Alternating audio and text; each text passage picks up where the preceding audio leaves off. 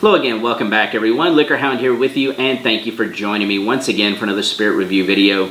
Today I've got a couple of very mature and special single malts for us to take a look at, coming to us from a couple of independent bottling lines that you may not be totally familiar with, but they can be found at Total Wine stores. So if you're in Total Wine, you'll see the Grangestone line on the shelf.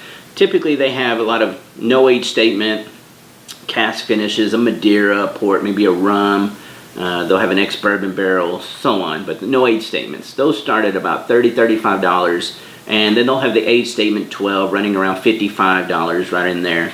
And they go all the way up to this expression. This is the 31-year-old Grangestone, bottled at 40% ABV, 80 proof. Retail pricing on this one is going to be $300. Yeah, okay. The only thing this tells us is from the Highland region. That's all. No distilleries given. On this side, another bottle I saw in there was this Glen Fohdry 29-year-old. And this one caught my eye because A, it's from Speyside. It is oloroso sherried, finished. Okay, really nice color. There is no coloring added here. So that is the natural cask color. It spent apparently about 29 years in ex-bourbon barrels before going into those oloroso casks.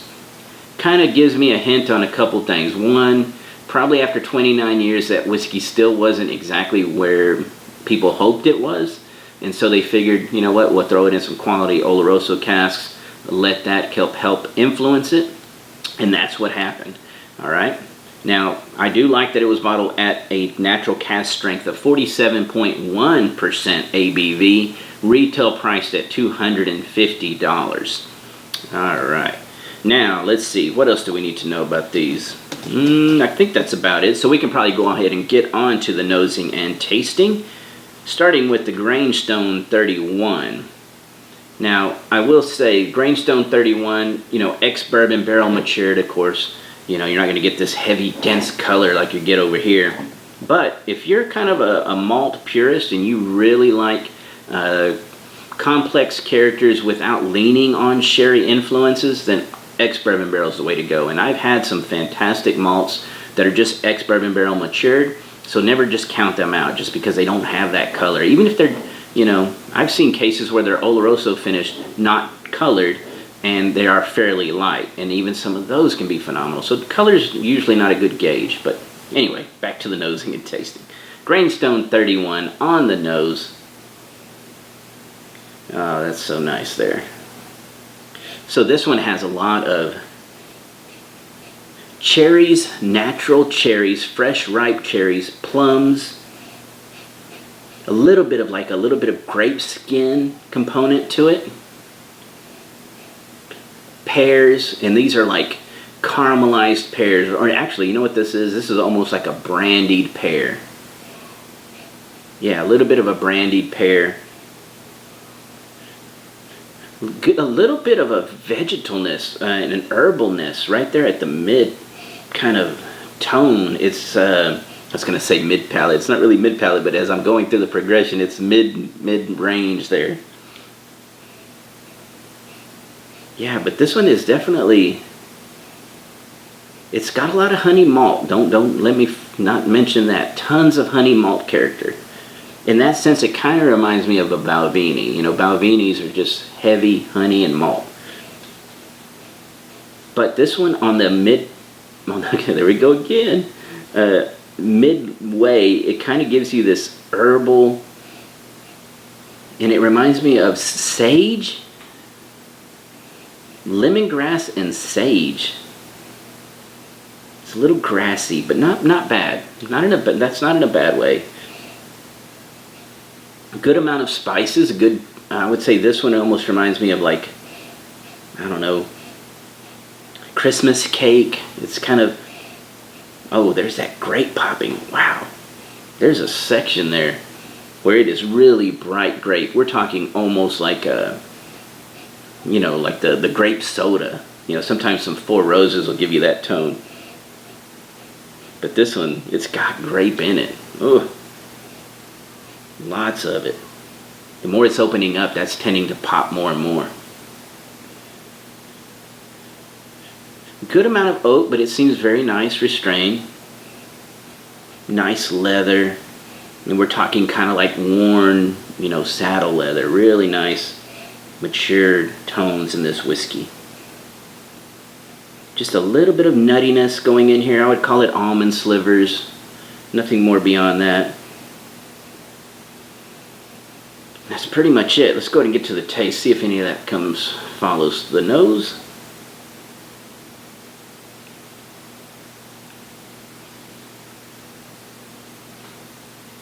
I always sit there and kind of checking that viscosity, rolling it across my tongue. Whoa, this thing's taking a dive.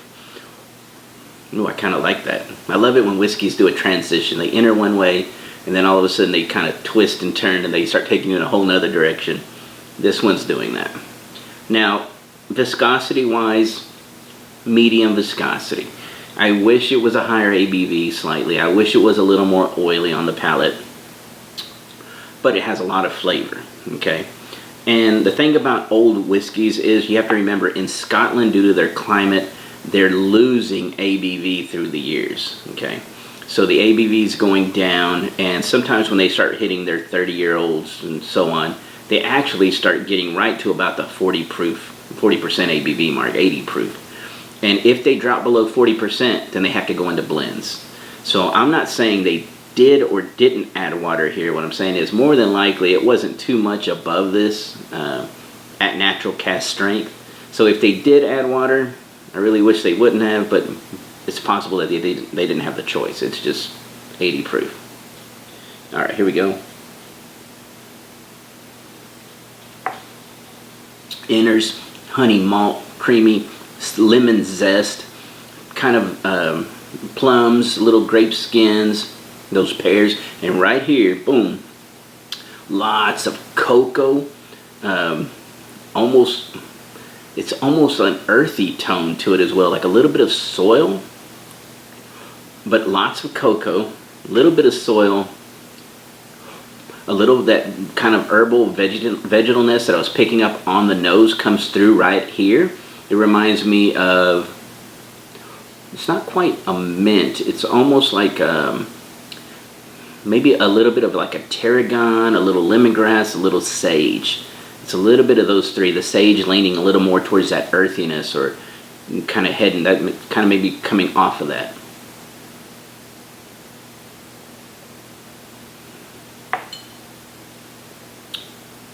Yeah, but first sip, honey malt, big.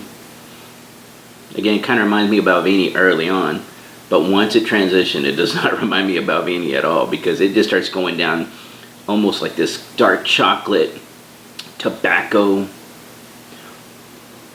and it is like an aged cigar tobacco, old leather. I'm trying to see what else is fruits carrying throughout. That little cherry thing that I was picking up on the nose is in there, and it kind of shows up a little bit on the finish as well. But a good amount of oak is in there, and it's a little, almost has what I was picking up on the nose as almond. Actually comes through a little more like a little almond, but also a little walnut, because there is a touch of bitterness to that back end. It could be the oak, it could be that walnut characteristic. There is a very light touch of like a dried floralness throughout as well. Almost, now that I'm kind of thinking of that, it kind of almost reminds me of like a, not quite a roasted, but a green coffee bean. You know how those will kind of have a little bit of that tone to them.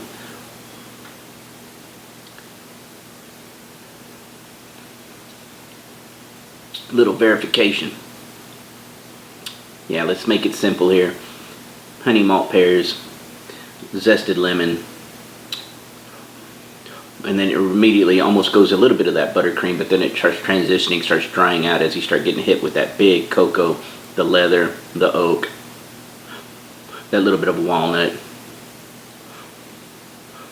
There's lots of tobacco on this, on the finish, lots of tobacco. So if you like tobacco, this whiskey is very singular in that way. In other words, there's not a lot of whiskeys that give this much of that characteristic. almost a little dusty, a little bookish on the back end. You know, sometimes old whiskeys, they have that characteristic where sometimes they go into like a little machine oil garage funk, but this one is just staying like a dusty, you know, old closet, dusty books, that type of thing. All right, little rinse. We may need to double rinse on this one.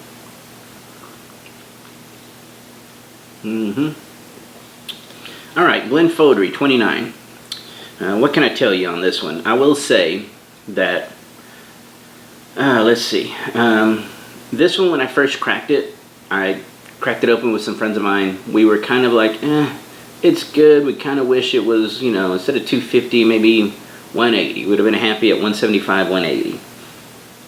But I thought, you know what, let's get it past that shoulder. Let's let it just breathe for a while and we'll see what happens. So now this thing has been open without me using any of my argon gas for about, I'd say about almost a month now.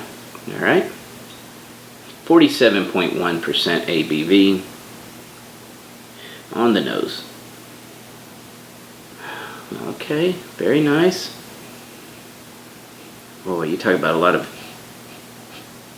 Christmas cake. You know how I was getting a little bit of that spice characteristic there? It is way over the top in this one. Tons of different... What is that? Okay, let's see how we start. Start from the top. Dark chocolate covered raspberries and cherries. Okay. Plums. Ripe, almost going past ripe, where they're starting to get a little sour to them. That's in there. It's almost like a little fermented tone to that plum. Ooh, that raspberry though, it's big. You can almost, that's so fruity. That one's verging on being joined with some blackberry and blueberry. Ooh, that's a lot of fruit. That's a fruit basket. There is a nice little sour tone to this. So I was kind of talking about it being in the plum, but there's also a little bit of apple cider vinegar in here. Sometimes on the palate that'll remind me of like a polish, and when it's toned with a really nice oak component, sometimes it'll give me into like a mahogany tone. I'm kind of thinking that's where this is going to go. I haven't had this since we first cracked it, so I'm kind of curious where it's at now. All right, beyond that, all those Christmas spices, nutmeg, the cinnamon, the anise, the clove element, that's all in here. Seem to be very balanced. I would say there is, again, a little bit of a nuttiness to this one as well. But this one's a little sweeter, almost like almonds and pecans, okay? Chocolatey, but not super dark, not super bitter. And a little bit of orange zest, orange oil in here as well. This one had like kind of old worn saddle leather. This one is a little bit newer, because I think that's because of that vinegar. That polished tone makes that leather tone in here feel a little fresher, a little newer. All right, let's taste it.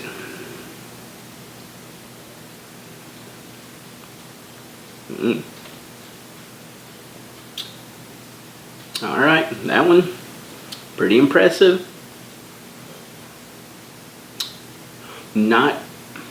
It is transitioning a little bit. Not as heavily transitioning as this one, but flavor-wise, this is very intense. Spice component up a little more. Of course, we're at 47.1.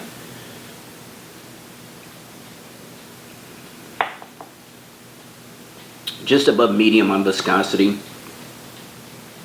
It enters, you kind of get those kind of plummy, ripe plum, cherries, that dark chocolate covered raspberries and cherries, that's right there. It starts getting joined really early with chocolate, leather, and tobacco, again with the tobacco. But this one almost reminds me of pipe tobacco. So if you're thinking like, if you've ever smelled those really kind of sweet vanilla pipe tobaccos, or or even if somebody was to smoke, what is that one called? One time I was smelling them. There was this one called Frog Morton's Cellar. It was a bourbon barrel aged pipe tobacco, which apparently now is long gone, but highly revered. Anyway, I remember smelling that one, and it's this Latakia type pipe tobacco that's in that. And that's kind of come through a little bit in here, the Latakia, but more of that little kind of black Cavendish, vanilla, maybe a little cherry pipe tobacco.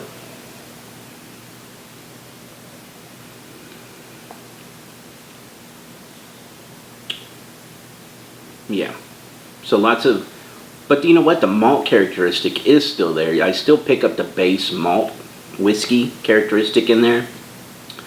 Good amount of oloroso, but it's not so heavily covered. Like if you remember back when Cavalon single malts, the Solus line came out. When Solus first hit America, they were coming out with whiskeys that were, you could not see through them. They were super dark, heavy on the finish, and they were amazing, but they were also out of balance, okay? This one, because you would kind of lose the base malt characteristic. There was so much sherry. This one, you don't do that. This is a really good balance of malt whiskey and the sherry component. There's no sulfur, so I do like that about it.